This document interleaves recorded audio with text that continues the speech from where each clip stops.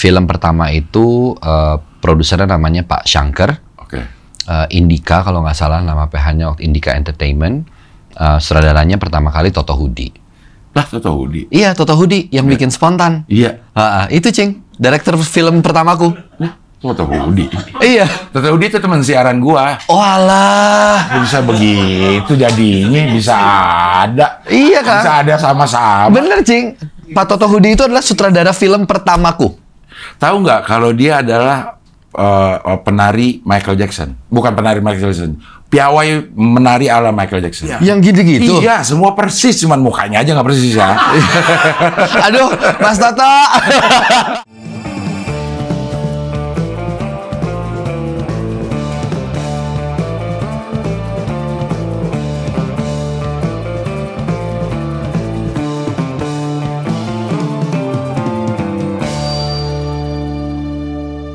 Show 56 Saksi Hidup bakal diadain tanggal 6 Desember 2025 di MNC Conference Hall iNews Tower. Tiket bisa dibeli di motikdong.com. Udah ini? Udah. Oke, sekarang kita wawancara sama Reza Rahadian. Banyak orang salah nyangka Reza Rahardian. Iya. Iya Cing, ya? bener.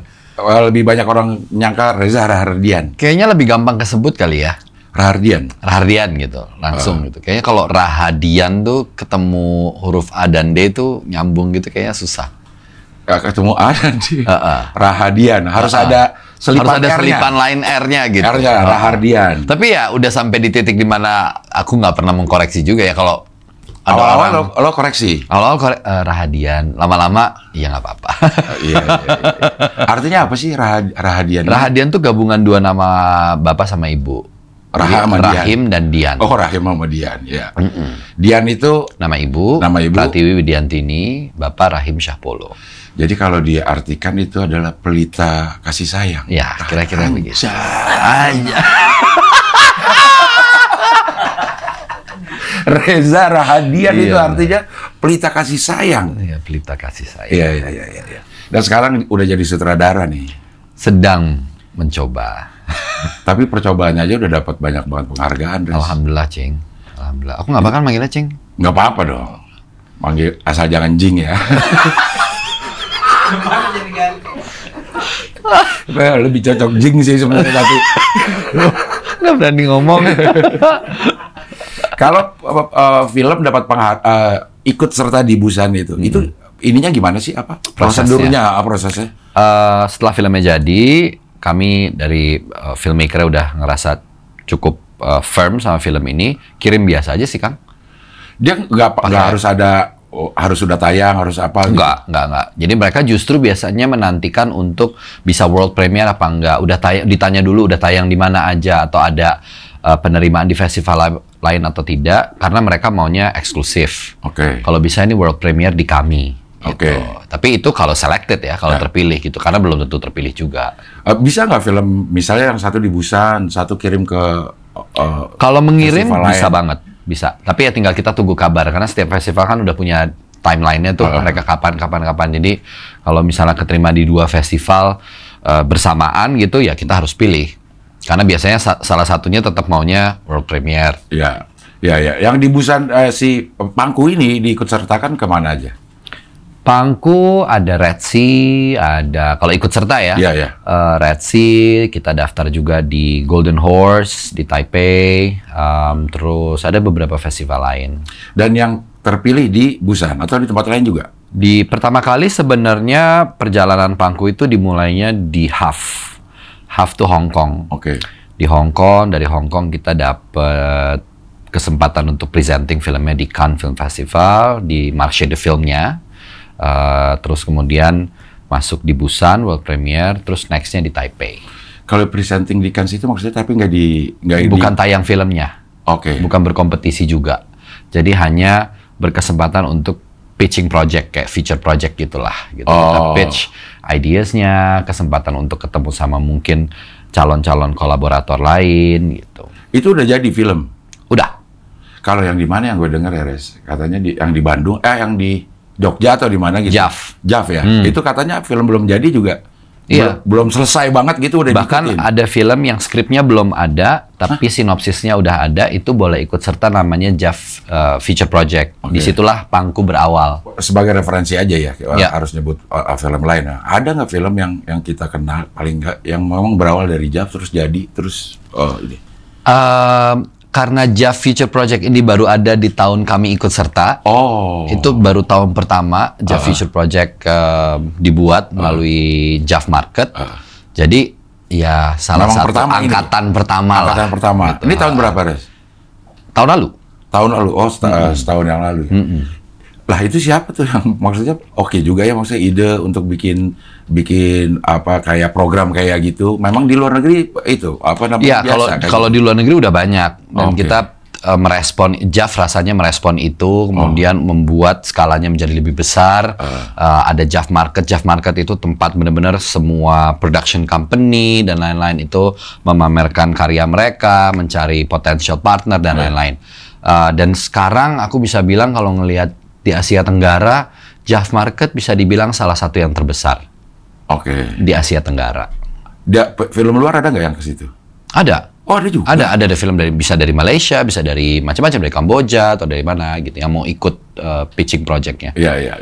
Setelah JAF akhirnya udah fix ini kita bikin gitu. Ini kita bikin gitu. Walaupun waktu di JAF kita udah presenting, udah tahu mau bikin apa, tapi setelah ketemu investornya, semuanya berjalan lancar, ya udah kita jalan terus.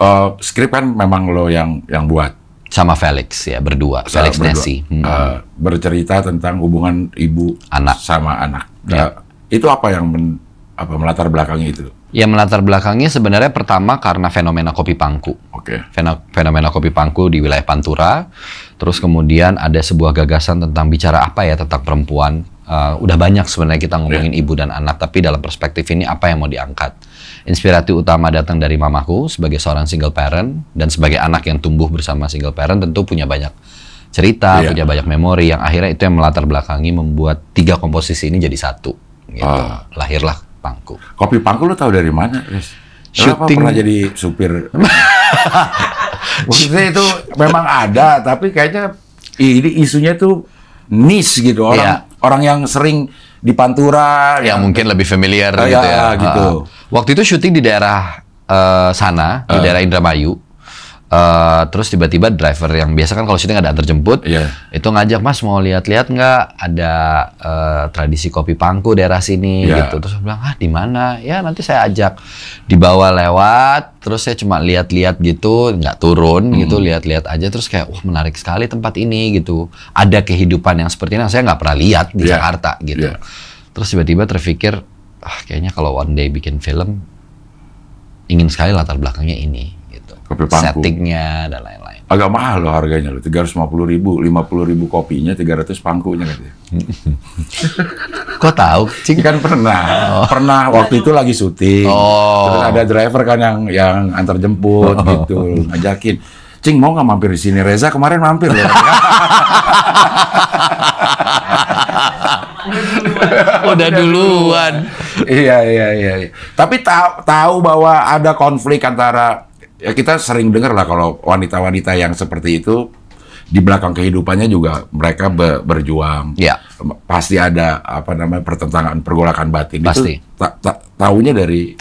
Jadi karena risetnya lumayan panjang waktu itu, Felix kesana untuk riset, saya juga mencari informasi lebih dalam. Terus akhirnya berkesempatan untuk ngobrol sama pelakunya.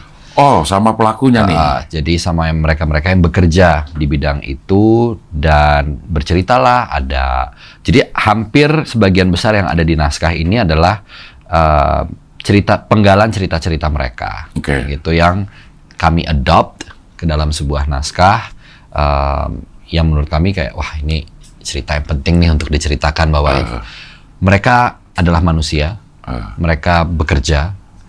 Tidak sedikit yang seorang ibu juga, tidak sedikit yang single parent juga, dan drive utamanya adalah semata-mata untuk bertahan hidup. Dan buat aku itu nobility, itu sebuah kayak keistimewaan tersendiri gitu. Iya. Nah, masukin pengalaman lo sebagai anak yang dibesarkan sendiri sama nyokap itu di sebelah mananya bisa?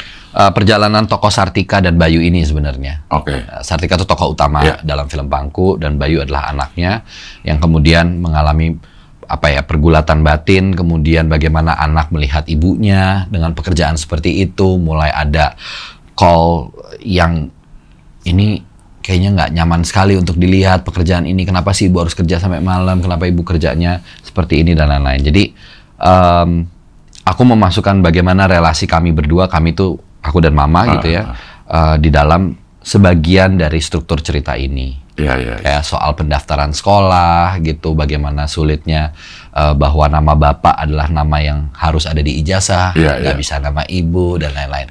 Hal-hal yang mungkin kecil tapi selalu menjadi persoalan gitu buat sebagian orang lainnya. Itu gue lihat di trailernya tuh ada adegan yang mana yang pada saat ditanya nama orang tua siapa, Sartika, bukan nama bapaknya. Itu buat orang yang dibesarkan sendiri sama nyokap itu berasa banget ya. Oh, kalau kita kan yang itu biasa aja gitu biasa aja kan gitu. Tapi buat orang, khususnya buat para ibu atau orang tua tunggal yang sendirian membesarkan anak, itu it becomes a problem gitu, karena seolah-olah keberadaan mereka sebagai orang tua tuh belum cukup. Bahkan untuk bisa punya uang menyekolahkan anak itu belum berhenti sampai di situ. Jadi nggak bisa punya kredit atas perjuangan mereka sendiri gitu. Itu mungkin analogi yang sederhana, kayak misalnya kalau ada seorang perempuan menjadi ibu rumah tangga kemudian itu dianggap wajar, tapi kalau sebagian laki-laki mungkin ketika bekerja sebagai bapak rumah tangga itu menjadi prestasi yang besar. Wah, hebat ya, bisa mau masak, mau ngurusin dapur, mau cuci, itu menjadi sebuah prestasi. Tapi itu tidak berlaku untuk perempuan gitu. Itu dianggap sebuah kewajaran dan memang sudah dianggap ya fitrahnya begitu gitu. Bahkan banyak yang menganggap itu kewajiban. Banyak juga yang tidak sedikit yang menganggap itu kewajiban. Oke, di film Pangku ini shooting days-nya berapa lama? 16 hari. Shooting days. Itu durasi yang normal nggak sih untuk sebuah durasi yang normal untuk sebuah produksi dengan budget yang minimal. Nggak mungkin minimal kalau publicistnya dia, nggak mungkin. Gue udah tahu harganya satu film berapa. Ini karena temen. Jadi harus mau. Harus mau, Cing. Gue udah tahu harga satu filmnya. Iya kan? Iya. Terus tahun ini 24 film. Kali segitu. Iya Allah. 48 film. Dikali segitu gue udah tahu. Ya kan? Masya Allah, mobilnya baru. Iya. Tasnya baru. Iya, semuanya baru. Ya. Namanya juga Nazira Senur. Catat ya teman-teman, Nazira Senur. Makanya aku jadi garis pangku di situ. Wow. Nazira Senur pemain di film ini. Kenapa katanya kayak gitu, Kak? Lo main? Main, Cing. Dan pas banget. Diedit kan? Diedit. Maksudnya dibuang. Terus pas dia keluar dari ruang make up dengan kostum yang udah jadi tuh kayak cocok sih emang. Iya. Ngeblend gitu, Cing. Harusnya dia yang jadi Sartika. Iya. Gitu. Oh, dia main juga ya? Main. Tapi pemainnya ada Fedi Nuril. Ada Claressa Taufan, ada Fedi Nuril, ada Ibu Christine Hakim, kemudian ada Devano Danendra, Syakil, pemain anak-anaknya, dan tentu banyak cast lainnya. Itu pemilihannya siapa yang milih? Dari lo atau memang ada produser pasti punya andil, aku sebagai sutradara juga punya andil gitu, dan casting director Kelvin yang mempresent pemain-pemain atau calon-calon pemain lewat audisi yang udah dibuat. Sartika kan kayaknya debut film katanya. Debut. Debut film drama pertamanya sebagai leading, sebagai pemeran utama. Artinya kenapa lo punya kepercayaan sama dia? Pertama, kemampuannya, dia delivered apa yang dibutuhkan waktu saat audisi, itu buat aku udah lock gitu, kayak aku cukup sampai di situ. Dan kami tidak melihat pertimbangan lain, apakah followersnya banyak atau tidak, atau namanya sudah besar, karena itu tuh seperti ini loh, Cing. Aku juga berawal dari yang tidak diketahui orang, dari yang tidak dikenal. Jadi kayaknya aku ingin pay it forward untuk bisa memberikan kesempatan juga untuk mereka yang mungkin nggak dilihat hanya dari followers atau nama besar, karena semua orang yang punya nama besar hari ini juga mengawalinya mungkin dari yang tidak ada nama. Gitu. Tapi kan itu akhirnya menutup kemungkinan untuk mendapatkan penonton dari followers, para pemain yang followersnya banyak, nggak terlalu dipikirkan. Dengan strategi itu, maka kami mendampingi Claressa dengan semua nama-nama besar lainnya. Ada Fedi Nuril, ada Devano, ada Ibu Christine gitu, yang mensupport performa Claresta dan juga sebagai marketing strategi dari film ini juga, karena kita butuh bintang gitu di dalam film ini juga gitu. Ada star power yang dibutuhkan untuk kemudian bagaimana kami memarket film ini. Iya. Gue sering bertanya-tanya, Deres, sebagai seorang pemain yang kemudian jadi seorang director, kan kita udah tahu gimana rasanya jadi pemain. Ya. Atau begitu jadi director harusnya lu begini dah gitu. Tapi kan pemain punya cara sendiri untuk ini. Itu gimana ya? Itu justru ada beberapa hal yang menurutku menguntungkan sih, Cing. Jadi bagaimana di-treat sebagai director, baik yang aku mungkin suka dan tidak suka, atau cocok dan tidak cocok, itu semaksimal mungkin aku minimalisir di proses produksinya. Jadi ngomong ke pemain, nge-brief pemain, atau menjelaskan tentang adegan ini apa, stage of action-nya apa gitu. Itu sedikit banyak pengalaman sebagai aktor membantu sih. Untuk lebih peka dan lebih sensitif untuk bicara kepada para pemain gitu. Cara komunikasi jadi kita tahu ya. Apa yang mereka nggak suka, direction seperti apa yang clear sama, ini maksudnya apa sih gitu. Tapi sebagai director, apalagi kalau lo jadi pemain, kelar take scene ini habis pulang. Kalau director kan nggak bisa. Stay. Datang juga awal kan. Iya. Karena menikmati prosesnya senang banget sih, Cing. Jujur aku ternyata semakin solid untuk bilang bahwa yang jelas Pangku bukan film pertama dan terakhir gitu. Sebagai director? Sebagai sutradara. Sebagai sutradara. Karena kalau menurut gue, director memang selain harus bisa mendirect, dia juga harus bisa memanage tim. Iya. Yang nggak semua orang bisa gitu. Betul. Yang nggak semua orang. Banyak unit-unit yang harus di-manage. Supaya bisa jalan. Nah, lo memang ada ketertarikan itu memanage, atau ada orang lagi nih, lo urusin dah yang gini-ginian, gue bagian ngedirectnya aja. Aku sih, Cing. Ya maksudnya aku nggak tahu kemampuan itu datangnya dari mana, tapi managing human itu tuh aku suka gitu. Mengambil peran untuk bagaimana tim itu solid, bagaimana tim ini juga bekerja dengan sepenuh hati dan kita punya kekompakan, karena kan pada akhirnya ini kerja kolaboratif. Betul ya. Direkturnya nggak mungkin bisa kerja sendirian, dan kalau komunikasinya nggak baik, misalnya satu aja contoh sama DOP-nya juga akan repot. Jadi ya nggak bisa, direkturnya harus mampu berkomunikasi dengan semua dan lead tim ini untuk berjalan bersama gitu.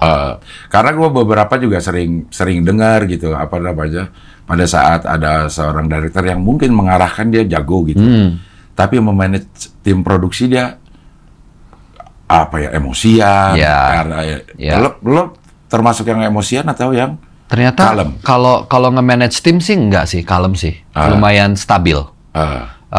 Jadi kalaupun ada tensi-tensi yang agak meninggi, itu aku udah bisa cukup tahu bagaimana meredamnya. Apalagi ini proses directing beda banget. Kayaknya aku lebih temperamen jadi aktor.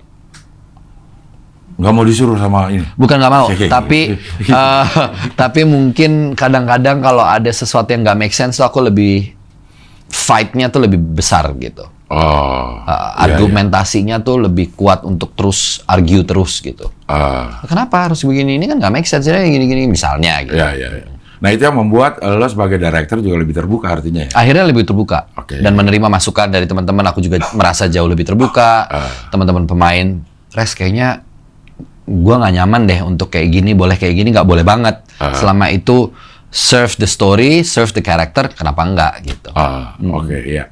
Nah, sebagai Reza Rahadian ini kan menghabiskan banyak banget energi, waktu nih sebagai seorang director ya. Karena sebelumnya lo harus terlibat, seudahnya juga harus terlibat.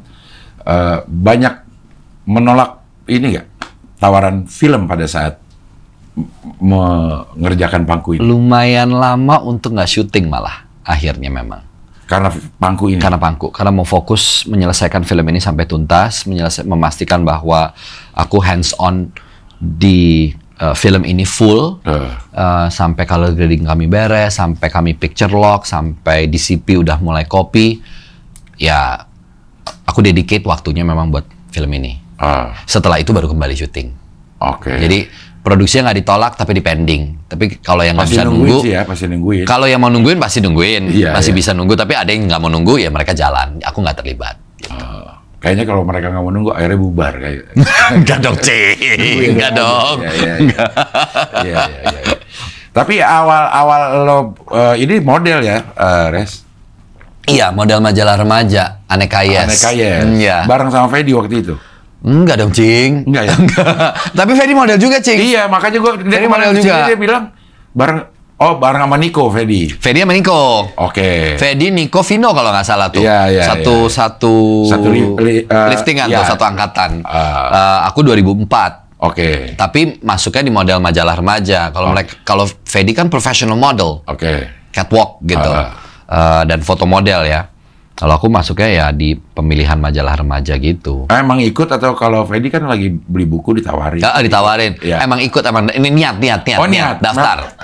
Memang daftar. Emang niat. Berarti dari awal udah mau terjun ke dunia yang begini? Iya, karena waktu itu satu-satunya informasi yang aku dapat kan dulu belum ada sosial media ya kan. Iya. Jadi taunya tuh kalau lo mau masuk ke industri itu, salah satu batu loncatannya adalah lo ikut Aneka Yes. Iya. Karena dengan lo ikut itu, lo bisa ketemu agensi, bisa ketemu manajemen artis dan lain-lain. Jadi karena tujuannya mau jadi aktor, satu-satunya yang aku tahu ya batu loncatannya itu. Dan jadi model langsung aktor? Setelah jadi model, Enggak. tawaran? Setahun dulu lah, casting sana sini dulu baru. Oh, ke casting juga? Iya pastilah, Cing. Keterima terus? Enggak sih, kebetulan setahun pertama. Akhirnya di 2005, tapi keterima, Cing. Iya. Gue seumur-umur casting nggak pernah keterima. Hah? Iya. Ini main film sama si Bubu, casting nggak? Enggak. Ya gue ikut dah gitu. Kalau casting pasti nggak keterima. Oh, berarti kalau mau ngajak Cing, jangan casting mendingan ya? Iya. Kalau casting pasti nggak keterima. Oke, notes. Iya. Tapi pernah sinetron nggak? Pernah dong, Cing. Aku justru awal tuh sinetron dulu. Oke. 2-3 tahun pertama masuk di industrinya dan menjadi aktor, itu sinetron dulu. Sinetron, FTV. Ya, Zaman FTV. itu FTV, baru film di 2007. Oke, ya cukup 3 tahun ya. Sinetron langsung dapat peran utama juga? Enggak. Akuanya masih kecil berarti? Masih, Belum waktu itu dinamain ya? belum ada, masih... Belum dapat malah? Belum dapat. Oke. Belum dapat, Iya. masih box ya. sama ada aqua glass. Aqua glass. Iya. Belum dinamain di botolnya. Iya. Memang strata pemain Iya. Terlihat dari air mineralnya. Ukurannya kalau 1,5 liter wah peran utama. Iya. Iya benar lagi. Mili mah ya. Iya, Kalau benar. yang nggak ada namanya tuh palingan di skrip tuh tulisannya pemuda 1. Iya, pemuda 2 gitu. Iya. Jadi memang lo nggak ujuk-ujuk ya, Res? Nggak ujuk-ujuk sih, Cing. Semuanya nggak ada yang ujuk-ujuk, prosesnya Prosesnya lo cukup lewatin panjang. ya. Masuk ke sinetron, masuk ke film. Siapa yang melihat pertama kali potensi Reza nih untuk main film? Kalau sutradara pertama namanya Ismail Sofyansani. Ya. Bang Mail adalah sutradara sinetron pertama Iya. yang bilang kamu tuh punya potensi asal mau belajar dan diasah terus. Iya. Tapi kalau film pertama itu produsernya namanya Pak Shankar, Oke. Indika kalau nggak salah nama PH-nya waktu Indika Entertainment. Sutradaranya pertama kali Toto Hudi. Lah, Toto Hudi. Iya, Toto Hudi yang bikin Spontan. Iya. Itu Cing, director film pertamaku. Toto Hudi. Iya. Toto Hudi itu teman siaran gua. Oh alah. Bisa begitu jadinya, bisa ada. Iya kan? Bisa ada sama-sama. Bener, Cing. Pak Toto Hudi itu adalah sutradara film pertamaku. Tahu nggak kalau dia adalah penari Michael Jackson? Bukan penari Michael Jackson. Piawai menari ala Michael Jackson. Yang itu nggak tahu sih. Pintar Emang banget iya, dia Cing? dance. Iya. Yang gitu-gitu? Iya, semua persis. Cuman mukanya aja nggak persis ya. Aduh, Mas Toto. Ini yang ngomong temennya ya, bukan aku ya, Mas Toto. Iya. Ya, Gitu. kok bisa ya. Oh, awal dia. Awal Mas Toto Hudi gitu. Dari situ filmnya film horor, judulnya film horor, jadi kayak komedi gitu, sketsa gitu, parodi film-film horor Indonesia era itu. Baru dari situ pelan-pelan masuk ke film-film lain. Tapi turning point-nya adanya di Hanung Bramantyo. Ya, Perempuan Berkalung Sorban. Berkalung Sorban. Ya. Sekarang secara ini lo ingat gak udah berapa film yang lo perankan? 70-an kayaknya ya. 80 ya. 80. Dari tahun 2007 lah taruh ya. Penghasilan. Ya, gue mau hitung nih. Gue hitung penghasilan. Ya, dihitung. Tenang lo Bu. Ya. 2007 sampai sekarang 2025 18 tahun. 70 film per 18 1 tahun 4 film. Average. Average ya 4 film. Kalau Bubu dibayar sebagai publicist aja, gue tahu satu filmnya berat, banyak banget duitnya. Kita memang paling senang ngitungin pendapatan orang, tapi nggak mau ngitungin pengeluaran orang. Oh iya. Lebih enak hitung pendapatannya, Cing. Orang, iya. Tapi katanya termahal. Enggak. Enggak, Cing. Amin. Masih bisa lebih naik lagi maksudnya. Masih bisa lebih naik lagi setelah ini. Iya. Termahal saat ini. Nggak tahu sih, Cing. Tapi ya nggak tahu sih. Katanya begitu. Aku kan nggak ngecek pengeluaran yang lain dan pendapatan yang lain. Iya. Tapi selalu naik dari film ke. Alhamdulillah tiap tahun sih harga naik ya, Cing. Aduh, ya Allah. Iya.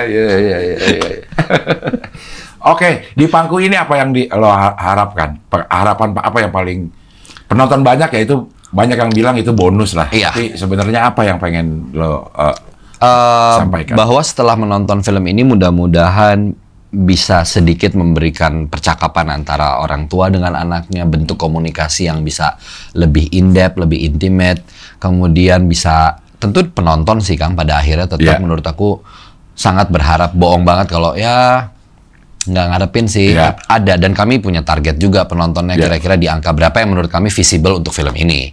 Gitu, jadi ya tetap ada harapan besar sekali untuk sebanyak-banyaknya ditonton oleh orang.